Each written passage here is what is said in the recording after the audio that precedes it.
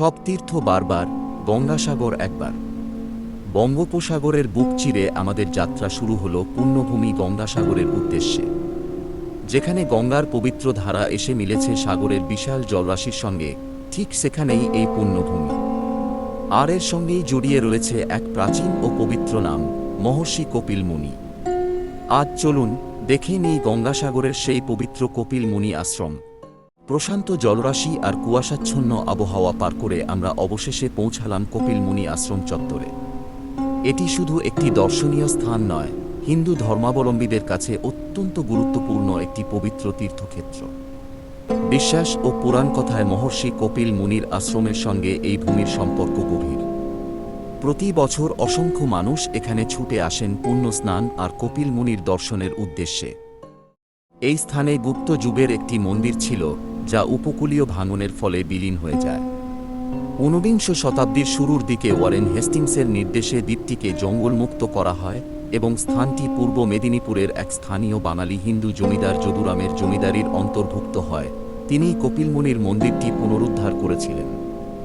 এরপর স্থানটির নিয়ন্ত্রণ অযোধ্যার রামানন্দী সাধুদের হাতে চলে যায়। বাঁশ দিয়ে তৈরি পুরনো মন্দিরটি ৫০-এর দশকের শেষ বা ৬০-এর দশকের শুরুর দিকে ঘূর্ণিঝড়ের কবলে পড়ে ধ্বংস হয়ে যায়। ১৯৬১ সালে ২০,০০০ টাকা ব্যয়ে প্রথম ইটের তৈরি মন্দিরটি নির্মিত হয়, যার ছাদ ছিল অ্যাসবেস্টসের। তৎকালীন মুখ্যমন্ত্রী বিধানচন্দ্র রায় মন্দিরটি নির্মাণের জন্য ১১,০০০ টাকা অনুদান দিয়েছিলেন। মন্দিরটি নির্মাণের দায়িত্বে ছিল এস চক্রবর্তী অ্যান্ড কোং। এই মন্দিরটি বর্তমান মন্দিরের তুলনায় আকারে ছোট ছিল। ১৯৭৪ সালে নতুন মন্দিরটি নির্মিত হয়।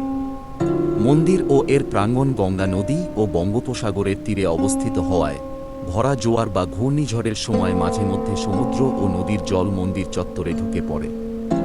২০২১ সালের মে মাসের শেষের দিকে বঙ্গোপসাগরে ইয়াস নামক একটি শক্তিশালী ক্রান্তীয় ঘূর্ণিঝড় সৃষ্টি হয়। এই ঝড়ের প্রভাবে জোয়ারের জল কপিল মুনির আশ্রম ও মন্দিরে প্রবেশ করেছিল। পুরাণ কথায় কপিল মুনিকে একজন মহান ঋষি ও সাধক হিসেবে উল্লেখ করা হয়েছে। গঙ্গাসাগরের সঙ্গে তাঁর নাম জড়িয়ে রয়েছে বহু প্রাচীন কাহিনী। রাজা সগরের ৬০,০০০ পুত্রের মুক্তির কাহিনীর সঙ্গে গঙ্গার মর্তে আগমনের যে কিংবদন্তি, তার সঙ্গেও এই স্থানকে ঐতিহ্যগতভাবে যুক্ত করা হয়। সেই কারণেই কপিল মুনি আশ্রম ভক্তদের কাছে বিশেষ শ্রদ্ধার স্থান। মন্দিরে প্রবেশ করতেই প্রথমে দর্শন মিলল মহান বৈষ্ণব সাধক জগৎগুরু শ্রী রামানন্দাচার্য মহারাজের। পাশে প্রতিষ্ঠিত শ্রী নরসিংহ ভগবানের অপরূপ বিগ্রহ, যা ভক্তদের মনোভক্তি ও শ্রদ্ধায় ভরিয়ে তোলে। এরপর শ্রী রাধাকৃষ্ণ দরবারে দৈবী মাধুর্যের এক অপূর্ব অনুভূতি। সংকটমোচন শ্রী হনুমানজির চরণে প্রণাম জানাই। শান্ত ও পবিত্র পরিবেশে বিরাজ করছেন প্রভু শ্রী রামচন্দ্র ও মাতা সীতা। দেবদেবীদের আরাধনার পাশাপাশি এখানে দেখা মেলে বহু ত্যাগী সাধু সন্ন্যাসীদের, যা আশ্রমের পবিত্রতা বাড়িয়ে দেয় বহুগুণ। বিশালাক্ষী বনদেবী ও মা কালীর আশীর্বাদ নিলাম। আশ্রমের পরিবেশে রয়েছে এক ধরনের শান্ত ও আধ্যাত্মিক অনুভূতি।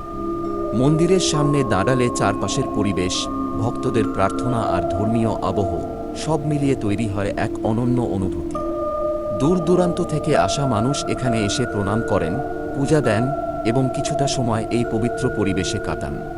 কপিল মুনি আশ্রমের বিশেষত্ব শুধু মন্দিরের মধ্যেই সীমাবদ্ধ নয়। এর আশেপাশের গঙ্গাসাগরের প্রকৃতি এবং পবিত্র তীর্থ পরিবেশ এই স্থানকে আরও বিশেষ করে তুলেছে। একদিকে ধর্মীয় বিশ্বাস, অন্যদিকে নদী ও সমুদ্রের অপূর্ব পরিবেশ, দুইয়ের মিলনেই গঙ্গাসাগরের স্বতন্ত্র আকর্ষণ। বিশেষ করে মকর সংক্রান্তির সময় গঙ্গাসাগরে মানুষের সমাগম আরও বেড়ে যায়। এই সময় তীর্থযাত্রীরা পবিত্র স্নান করেন এবং কপিল মুনি আশ্রমে দর্শন করতে আসেন। চারপাশে তখন দেখা যায় এক বিশাল ধর্মীয় আবহ, ভক্তি, প্রার্থনা আর মানুষের মিলন। হয়তো তীর্থযাত্রার আসল সৌন্দর্য শুধু কোনো একটি স্থানে পৌঁছানো নয়, বরং সেই পথের স্মৃতি, প্রার্থনার মুহূর্ত আর নিজের মনের শান্তিকে খুঁজে পাওয়া। কপিল মুনি আশ্রমও যেন সেই শান্তিরই একটি ঠিকানা। ভিডিওটি ভালো লাগলে অবশ্যই লাইক করবেন, কমেন্ট করে জানাবেন আপনার কপিল মুনি আশ্রম বা গঙ্গাসাগর ভ্রমণের অভিজ্ঞতা। আর এমন আরও সুন্দর ভ্রমণ ও তীর্থস্থানের ভিডিও পেতে আমাদের চ্যানেলটি সাবস্ক্রাইব করে পাশে থাকুন। সবাই ভালো থাকুন, সুস্থ থাকুন। জয় কপিল মুনি।